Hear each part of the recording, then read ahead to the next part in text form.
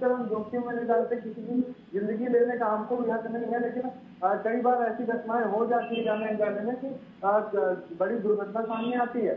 लेकिन एक बात और जो इसमें जोड़ते हुए दिखाई देते हैं ड्राइवर, वो उनका ये कहना है कि अगर एक्सीडेंट हो जाता है कभी धोखे से, तो जब कुछ घटना हो गई तो भीड़ इकट्ठी हो जाती है, उनके साथ मारपीट हो जाती है, और कई बार तो जान का खतरा भी ड्राइवरों को हो जाता है, इस तरह वो गाड़ी नहीं रोकते हैं। तो ड्राइवर अपने तर्क अपने हिसाब से रख रहे हैं और अपने परिवार को लेकर वो तर्क रख रहे हैं, और जो पूरा कानून है उसको भी काला कानून का उन्होंने बता दिया कि काला कानून है और उनके पक्ष का नहीं है।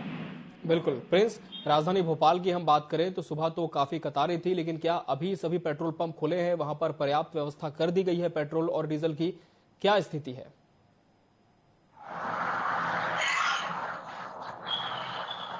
जी, मध्य प्रदेश में कई हालात देखने को मिल रहे हैं और खासतौर से पेट्रोल डीजल और गाड़ियों में ईंधन की बात करें तो इंदौर की अगर हम बात करें तो पुलिस के साये में पेट्रोल टैंकर्स ले जाए जा रहे थे और सप्लाई पेट्रोल टैंकर्स पर की जा रही थी, क्योंकि भारी भीड़ पेट्रोल पंप पर देखने को मिल रही थी। यही हाल मध्य प्रदेश में भोपाल का है, बड़े शहरों का है, और खासतौर से रोजमर्रा की जिंदगी में उपयोग होने वाली इन चीजों को अगर बाधित कर दिया जाए तो निश्चित ही जिंदगी की रफ्तार थम जाती है।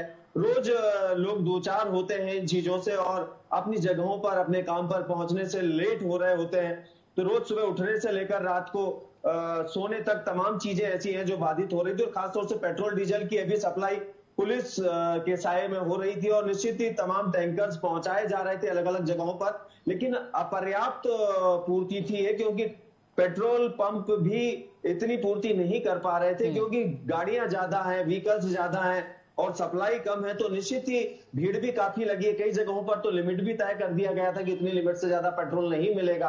तो निश्चित ही कहीं ना कहीं समस्या का एक बड़ा कारण बनी हुई है ये सारी हड़ताल, और इस हड़ताल के चलते आम जनता और आम लोग काफी परेशान हो रहे हैं। पेट्रोल डीजल से लेकर आम आवश्यकताओं की चीजों की भी बात करें, और निश्चित ही सरकार अब अपना रुख क्या अख्तियार करती है शाम तक, इस हड़ताल को लेकर ये शाम तक ही क्लियर हो पाएगा। और उम्मीद तो यहाँ जहां तक की जा रही है, जो कि सरकारी वकील ने कहा है, सरकार की तरफ से जो लॉयर है, कि कोई ना कोई निर्णय सरकार आज शाम तक लेगी तो मध्य प्रदेश के लोगों को शायद इस मामले में राहत मिल सकती है।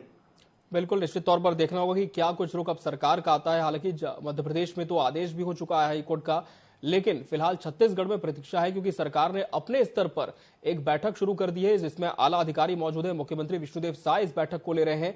नितिन, बैठक के संबंध में क्या जानकारी मिल पा रही है? कब तक बैठक खत्म हो सकती है? क्या कुछ चर्चा और इसमें हो सकती है? जी देखिए, अमित जी, बैठक जो है अब समाप्त हो चुकी है। बैठक में जो चर्चा की गई, जो बैठक में बता दें आपको कि आला अधिकारी जो बड़े आईजी या फिर महानिरीक्षक और कलेक्टर एसपी की बैठक की गई, वीडियो कॉन्फ्रेंसिंग के साथ सीएम जो है जुड़े हुए थे। इस बैठक में जो है जो आवश्यक वस्तुएं हैं उनको लेकर चर्चा हुई, उनके लिए परिवहन होता है, जो लोगों को किसी प्रकार की समस्या ना हो, और जो पेट्रोल को लेकर अफवाह जो फैली हुई है पूरे प्रदेश भर में, कई बार जिले से खबर सामने आ रही थी पेट्रोल की किल्लत प्रदेश में हो चुकी है, लेकिन इस बात को लेकर जो अफवाह फैलाई जा रही है उसको लेकर सख्त हिदायत दी गई है बैठक में कि ऐसी अफवाह फैलाने वाले लोगों पर सख्त से सख्त कार्रवाई की जाए, क्योंकि इससे प्रदेश का माहौल बिगड़ता है। और कलेक्टरों को इसके लिए कार्रवाई के सीधे निर्देश दिए गए हैं। तो विष्णुदेव साय जो है मुख्यमंत्री, उन्होंने सीधे निर्देश दे दिए हैं कि कार्रवाई होनी चाहिए। कहीं कहीं पुलिस एक्शन मौजूद पहले की नजर आ रही है, वो कहीं कहीं तो पुख्ता आदेश से इंतजार करे थी पुलिस भी, लेकिन अब जो सीधी कार्रवाई है, जो आवश्यक असामाजिक तत्व है जो गलत अफवाह फैला रहे हैं, उन पर सीधी कार्रवाई की जाएगी। बिल्कुल, तो जो असामाजिक तत्व है उनके खिलाफ में कार्रवाई की जाएगी, लेकिन फिलहाल देखना यह होगा कि आगे सरकार क्या कदम बढ़ाती है। प्रिंस, नितिन, आप हमसे जुड़े, इस पूरी खबर पर आपने विस्तार से चर्चा की, आप दोनों का बहुत बहुत शुक्रिया। तो ये थे हमारे सहयोगी टीवी 24 के जो ग्राउंड जीरो से रिपोर्ट पहुंचा रहे थे। विरोध लगातार हो रहा है, कोई ना कोई रास्ता बीच का निकालना जरूरी हो गया है, क्योंकि आम जनमानस का जीवन इस हड़ताल के चलते प्रभावित हो रहा है। अब सब कुछ जो है वो सरकार के पाले में है, राज्यों की सरकार के पाले में है कि क्या इस हड़ताल पर किसी तरह का वो एक्शन लेती है या फिर कोई बीच का रास्ता निकालते हुए संघ के पदाधिकारियों से बातचीत होती है। ये फिलहाल देखने वाली बात होगी। इस खबर पर पल पल की अपडेट लगातार मिलती रहेंगी आपको टीवी 24 पर। फिलहाल मुझे दीजिए इजाजत, नमस्कार।